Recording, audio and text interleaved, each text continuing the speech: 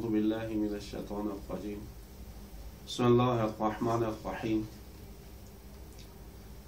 آج آپ کی خدمت میں ایک بہت اہم مسئلہ اور ہمارے معاشرے کی تلخ حقیقت کی طرف اشارہ کریں گے، اور وہ یہ کہ طلاق کا جو مسئلہ ہے یہ ایک انٹرنیشنل مسئلہ بن چکا ہے، یعنی خود ترقی یافتہ ممالک بھی اس کا شکار ہیں۔ اگر اس کے اعداد و شمار پر غور و فکر کیا جائے تو انسان ایک دفعہ گھبراہٹ کا شکار ہو جاتا ہے۔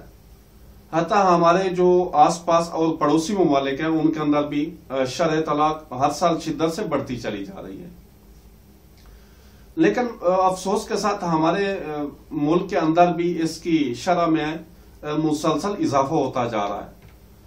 اب یہ کہ اس طلاق کی وجہ سے جو نقصانات ہوتے ہیں آپ خود ان سے آگاہ ہیں، اس پر روشنی ڈالنے کی کوئی ضرورت نہیں ہے، چونکہ شادی جو ہے دو افراد کا نہیں بلکہ ہمارے کلچر میں کہ شادی دو خاندانوں کا ملاپ ہے۔ جب کہیں طلاق ہوتی ہے تو دو خاندان بکھر جاتے ہیں، اور خود جو بچوں پر منفی اثرات وہ اپنی جگہ پر۔ لیکن یہ دیکھنا چاہیں گے کہ بالآخر کس وجہ سے، کیا وجوہات بنتی ہیں کہ ہمارے معاشرے میں اس کی تعداد میں اضافہ ہوتا جا رہا ہے۔ سب سے جو پہلی وجہ ہے طلاق کی، اگر ہم ان وجوہات کا سدباب کر لیں تو ہمارے معاشرے کے اندر اس کی روک تھام کی جا سکتی ہے۔ سب سے جو پہلی دلیل ہے طلاق کی وہ ہمارا غلط انتخاب ہے، درست انتخاب نہیں ہے شوہر اور بیوی کا۔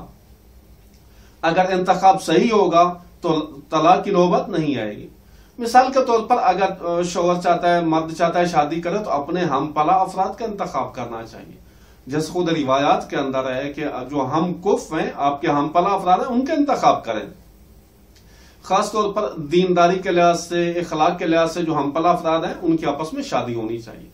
اسی طرح جو ایج کا مسئلہ ہے اس کو بھی مد نظر رکھا جائے۔ ہمارے معاشرے میں ایسا بھی ہوتا ہے کہ مثلا مرد جو ہے پیسے والا ہے، اس کے پیسے کو دیکھ کر مثلا اس کی جو ایج ہے 40 ہے یا 40 سے ابو ہے تو ایسی لڑکی کا رشتہ دے دیا جاتا ہے جو ممکن ہے 20 سال کی ہو، 18 سال کی ہو۔ ایج کا جو ڈیفرنس ہے بعد میں بہت سارے مسائل کا پیش خیمہ بن سکتا ہے۔ اس طرح خاندانی مسائل کو مد نظر رکھنا، اقتصادی مسائل ہیں ان کو مد نظر رکھنا، یعنی آپس میں ہم کف اور ہم پلا ہونے چاہیے۔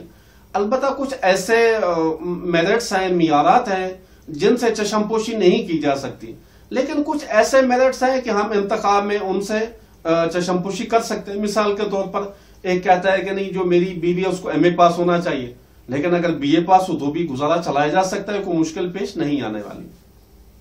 ایک بندہ کہتا ہے کہ جو میری بیوی ہے یا فرض کریں شوہر ہے اس کا قد مثلا 5 فٹ 6 انچ ہونا چاہیے، لیکن 5 فٹ 4 انچ بھی ہو جائے تو کوئی عملی زندگی میں مشکل پیش نہیں آنے والی۔ لہٰذا جو میرٹس ہیں ان کو اصلی میں اور فری میں تقسیم کیا جائے۔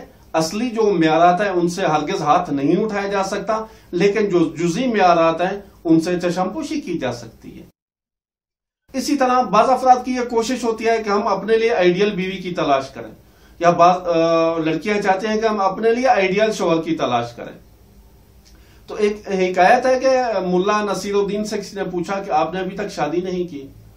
ملا نے کہا کہ میں نے 3 دفعہ کوشش کیا شادی کی لیکن کامیاب نہیں ہو سکا۔ تو اس نے پوچھا کہ کیسے کوشش کی اور کامیاب نہیں ہو سکے؟ تو ملا نصیر الدین نے کہا کہ میں ایک آئیڈیل بیوی کی تلاش میں بخارا گیا، مجھے معلوم ہوا کہ بخارا میں ایک ایسی حسین و جمیل عورت ہے کہ میں جس سے شادی کر سکتا ہوں۔ کہتا ہے جب بخارا پہنچا تو واقعا جو لڑکی تھی حسین و جمیل تھی، لیکن اس کے پاس علم نہیں تھا، لہٰذا میں اپنے فیصلے سے منصرف ہو گیا اور اس سے شادی نہیں کی۔ اس کے بعد میں نے سمرقند کا رخ کیا، وہاں مجھے پتا چلا کہ ایک نہایت ہی پڑھی لکھی خاتون ہے۔ جب سمرقند میں گیا اس خاتون سے ملا تو واقعا بہت پڑھی لکھی تھی، لیکن اس کے پاس وہ والا حسن نہیں تھا جس کا میں طلبگار تھا۔ پھر مجھے اطلاع ملی کہ بغداد میں ایک ایسی خاتون ہے جو حسین و جمیل بھی ہے اور تعلیم یافتہ بھی ہے۔ کہتا ہے میں نے بغداد کا رخ کیا، اس خاتون سے ملا، اس لڑکی سے ملا، تعلیم یافتہ بھی تھی، حسین و جمیل بھی تھی، میں نے اس سے شادی کرنا چاہی۔ تو اس لڑکی نے کہا کہ میں خود اپنے لیے کسی آئیڈیل کی تلاش میں ہوں، میں آپ کو قبول نہیں کر سکتی، لہٰذا میں شادی نہیں کر سکا۔ لہٰذا دیکھیں اگر شادی کرنا چاہتے ہیں تو ہمیں ان افراد میں سے انتخاب کرنا ہوگا جو زمین پر موجود ہیں۔ دیکھیں آئیڈیل بیوی کو پہلے سے آرڈر دے کر تیار نہیں کروایا جا سکتا، اسی طرح شوہر کو بھی آپ آرڈر دے دیں کہ یہ خصوصیات اس کے اندر ہوں تو آمادہ نہیں کیا جا سکتا۔ لہذا اگر ہم انتخاب میں دقت سے کام لیں، درست انتخاب کریں، تو ہمارے گھروں میں لڑائیاں، جھگڑے، ایموشنل ڈائیورس اور طلاق جیسے مسائل کی نوبت ہی نہیں آئے گی۔ جو دوسرا سب سے بڑا مسئلہ ہے کہ ہمارے معاشرے کے اندر طلاق کی شرح بڑھتی جا رہی ہے، وہ یہ کہ شوہر اور بیوی مشترکہ زندگی کے قوانین سے ناواقف ہیں۔ ان کو معلوم نہیں ہے کہ ہم نے گھر میں کیسے زندگی گزارنی ہے، بالآخر زندگی کے اپنے قوانین ہیں۔ آپ دیکھیں ہمارے تعلیمی نظام اور ایجوکیشنل جو سسٹم ہے اس کے اندر کہیں پر بھی اس کی گنجائش نہیں ہے کہ مثلا آپ نے شوہر کے ساتھ 40 سال 50 سال 70 سال گزارنے ہیں، آپ نے کیسے زندگی گزارنی ہے۔ یا لڑکے کو کہیں نہیں پڑھایا جاتا کہ آپ نے اگر بیوی کو چلانا ہے، مینج کرنا ہے، زندگی گزارنی ہے تو آپ کیسے زندگی گزاریں گے۔ دیکھیے ان قوانین سے آگاہی ضروری ہے۔ اگر ایجوکیشنل ادارے یہ کام نہیں کرے تو والدین کی ذمہ داری بنتی ہے کہ اپنی اولاد کو یہ چیزیں منتقل کرے۔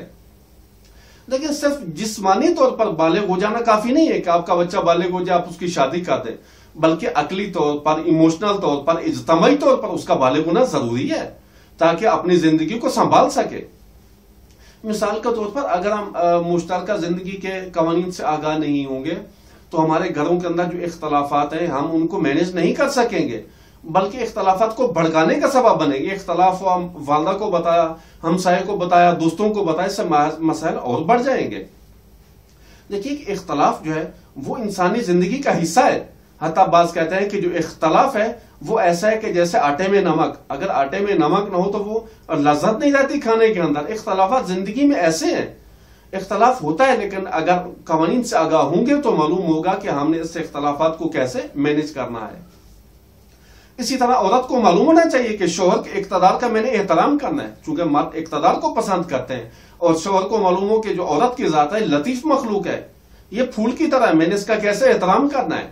یہ خود عورت کے احساسات ہیں، مرد کو معلوم ہو کہ عورت احساسات کا مجموعہ ہے، اور انہی احساسات کی بنا پر بعض ماہرین کا یہ کہنا ہے کہ پورا ایک جو مرد ہے وہ پوری دنیا کو مسخر کر سکتا ہے، صرف ایک تنہا انسان دنیا کو مسخر کر سکتا ہے، لیکن عورت انہی احساسات کی بدولت اس مرد کو بھی مسخر اور تسخیر کر سکتی ہے۔ لہذا ہمیں چاہیے کہ اس زندگی کے اندر ضروری نہیں کہ شادی سے پہلے، شادی کے بعد بھی ہم جب بھی فرصت ہو ان مشترکہ زندگی کے قوانین سے واقفیت حاصل کرنی چاہیے۔ اگر ہم ان قوانین سے آگاہ ہو جائیں اور اپنے جوانوں کو آگاہ کریں، اپنی بیٹیوں کو اس سے آگاہ کریں، تو ہمارے معاشرے کے اندر جو طلاق کی شرح روز بروز بڑھتی چلی جا رہی ہے وہ شدت سے نیچے آ سکتی ہے۔ انشاءاللہ اگلے پروگرام میں آپ کی خدمت میں حاضر ہوں گے۔ والسلام علیکم ورحمۃ اللہ وبرکاتہ۔